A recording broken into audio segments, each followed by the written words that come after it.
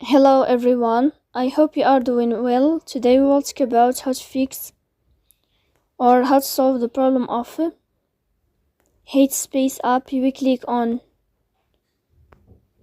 settings.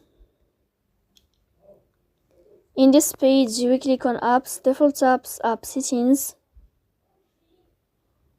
Here in this page of apps you will search about Headspace and you will click. In this page of app info you will click on first stop and you will click OK. Here you will enter to the window of storage.